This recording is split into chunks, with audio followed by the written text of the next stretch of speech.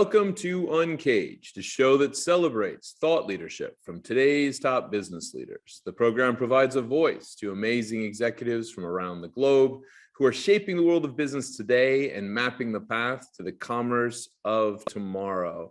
Today, we're speaking with Shri Chellappa. Hey, Shri, how are you? I'm good. Thanks, Pant. I said that right this time. Yes, you got it right. So Shri, it's great to have you on the show. Shri is the president and co-founder of ENGAGEDly, very dynamic and interesting company focused around performance management software. It focuses on redefining performance appraisals by simplifying and incorporating elements of employee engagement into the performance review process. And as we all focus around talent these days and every aspect of it, one can only imagine how important ENGAGEDly is to that whole story. And we'll get more into that story in a second. But before we get there, Shri, tell us a little bit about yourself and your career. Yeah, thanks. My career has taken its own little journey. I started off as an engineer, moved to business and finance, and then realized I actually really liked technology a lot more in many ways. And I basically started my career working as a management consultant with EY and then Capgemini, and then traveled all over the country, was on a flight every week for many, many years. And eventually, I think what I decided really that excited me was doing things that are more creative, that I had a little bit more control over. And as a consultant, obviously, you don't really have a lot of that. Right. So, did a startup in healthcare tech space, did really well, did that for 9 years. We exited a few years ago. And then me and a buddy of mine came up with this idea that, we should probably build some kind of a engagement software for employees, because I hear there's a big problem. And from my experience in working with lots of clients over the years, I saw that as a huge problem in engagement, motivating people, getting people properly aligned, making sure there's not a lot of office politics that can be avoided because they really impact productivity and morale. And ENGAGEDly was really born out of that. So that's my journey on how we got to this. Obviously, very different space than what I was previously. I've been in telecom and finance and brokerage firms, asset management, and also with healthcare, I did a lot of consulting work and building systems for healthcare providers and all of that. I think that in general, Shri, that consulting background always gets you an incredible amount of exposure to a broad set of business verticals, and you get to see some of the key challenges that those folks have faced. And so clearly, I can see that ENGAGEDly came across the challenge of engagement. Really, how do you get people connected into that employee review process? And so tell me more about what you guys have built and where you are with that. Yeah, so when people talk about engagement software, they really are talking about, unfortunately, talking about measuring engagement.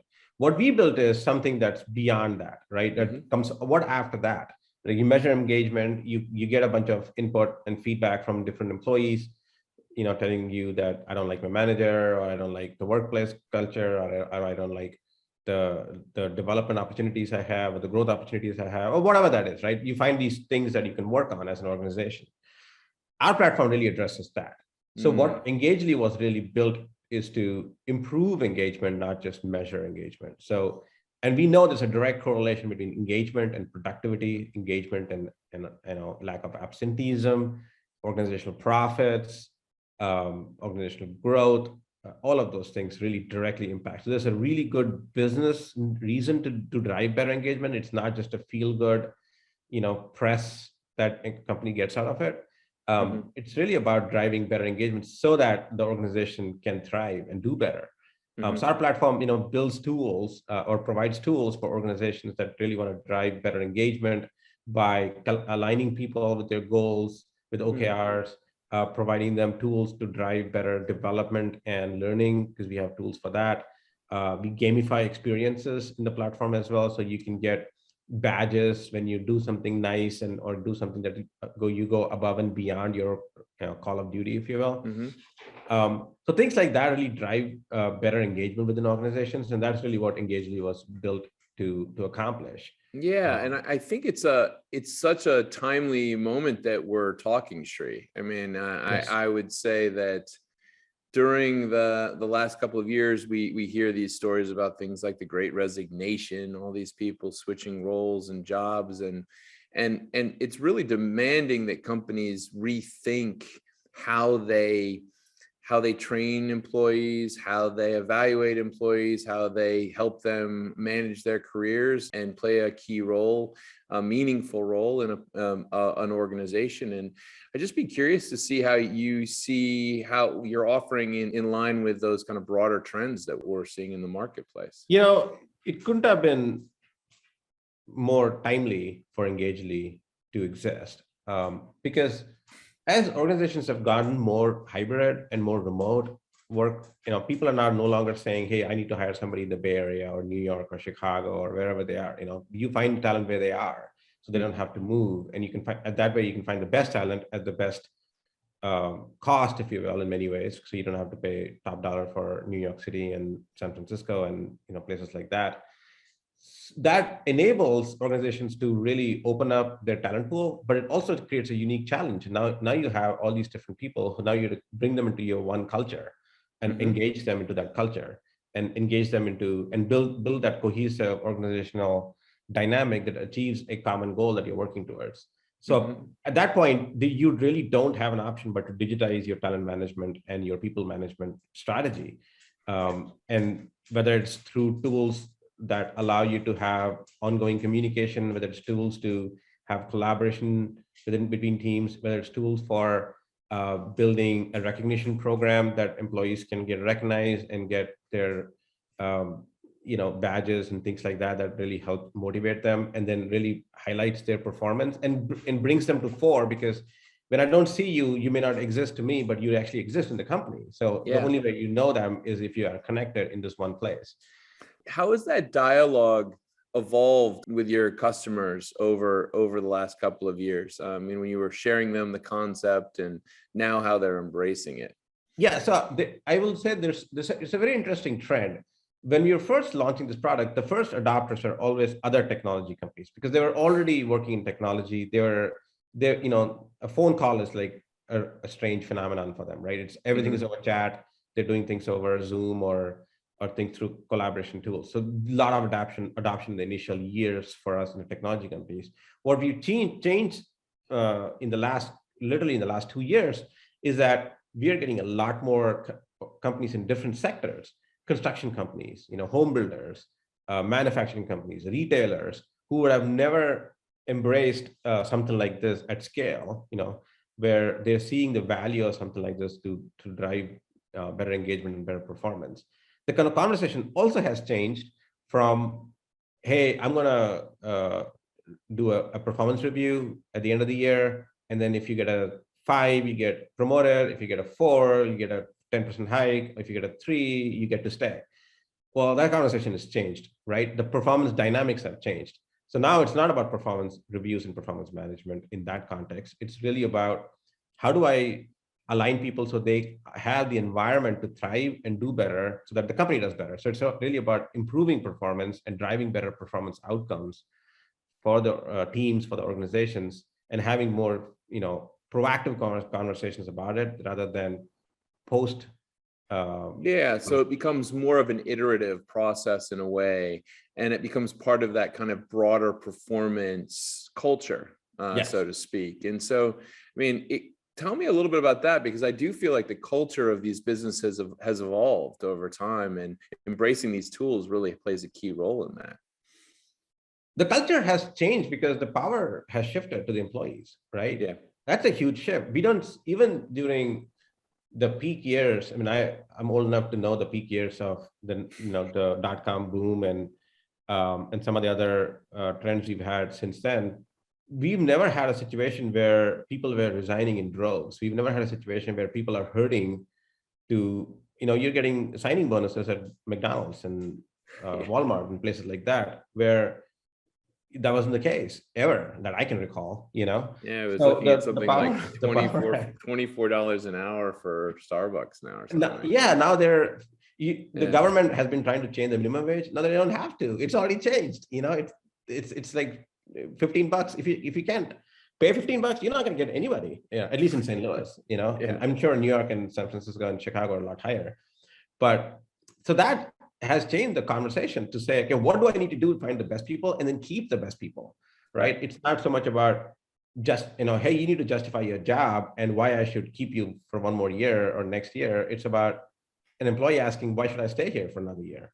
Absolutely. Absolutely. Well, let me ask about how you guys do it and how the pandemic has maybe played challenging roles for you, as well as probably presented opportunities for Engagedly. I mean, it's been a weird moment for all of us. So curious how you guys have faced those challenges. When the pandemic hit, obviously everybody's budget got hit and we got hit in the process as well, especially some of the clients who were on the edge, they had struggles. So we got through that in about 6-7 month period. And I think that helped the getting back on track to growth. But in terms of internally, it was challenging to some extent, but we were already built as a remote team. We have offices in 4 countries. We have people working out of probably 15 different cities. What it did is, we basically have 2 hubs. We have a St. Louis hub and a Bangalore, India hub. Now we are not in Bangalore. Was strictly you only hire in Bangalore, and they have to come to the office. Now that's not the case. We are hiring everywhere in India for India, wow. the India team. For the US team, our preference was to hire in St. Louis, but St. Louis is not a big market, so we would find talent in other cities and we would be okay with it. Now there is no preference. We hire anybody wherever they can find the best talent.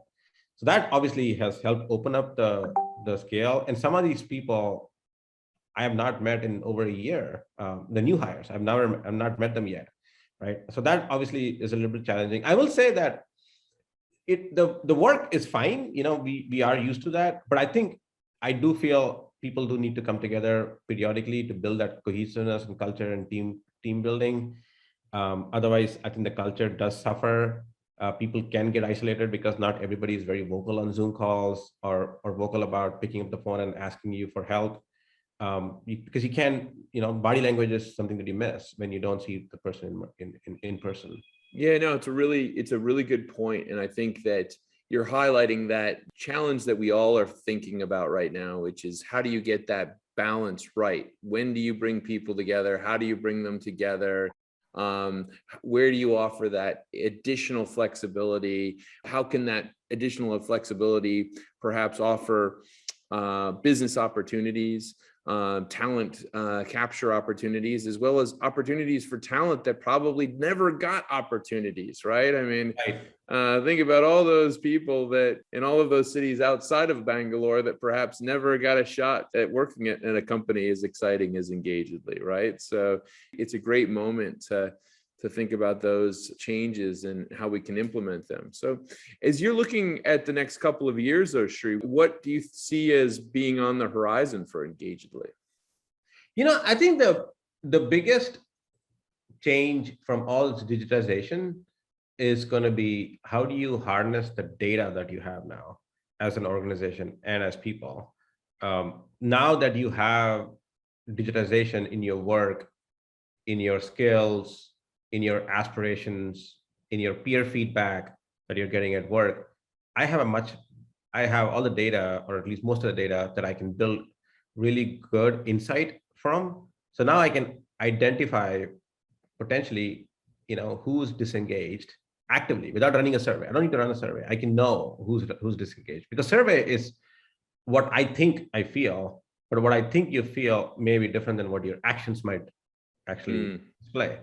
So I always say this: engagement surveys are more aspirational, but reality is in actual behaviors, right? And I think behaviors now we can capture, right? If somebody is not showing up for meetings on time, if somebody is not showing up for any team events, somebody is not engaging in any projects that are outside of their domain, those are, initial signs. I'm not saying it is, I'm just saying there could be initial signs of disengagement.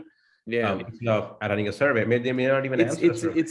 I love that question because and your response, because I do think that it's how we interpret that information. So it's going to be in the data, but it's how we think about it and find meaning there, and how it leads to specific actions. So, for example, in my own company, we've run, I think now 5 surveys on asking people on, do they want to work in the office? Do they not want to be working in an office? And it's been interesting to see how people have answered it. They certainly want to work in a much more flexible way, but they also want to make sure that they have access to the office. So it's how do you interpret that? It's kind of like basically playing both sides at the same time, right? So right. It's like asking somebody, hey, do you want to be a millionaire or a multimillionaire? And the answer is yes, but then the second question is, are you willing to work for it? One is aspirational, yes, but the behaviors really display what the reality is, right?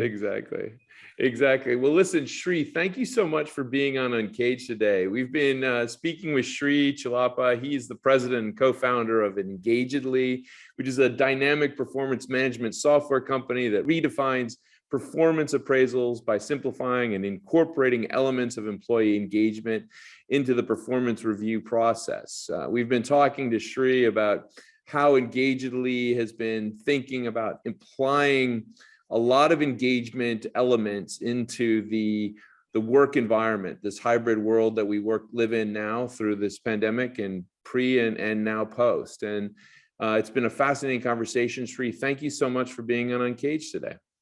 Well, thanks a lot, Ben. I really, really appreciate it. Hope to have you back soon. Cheers. Thanks.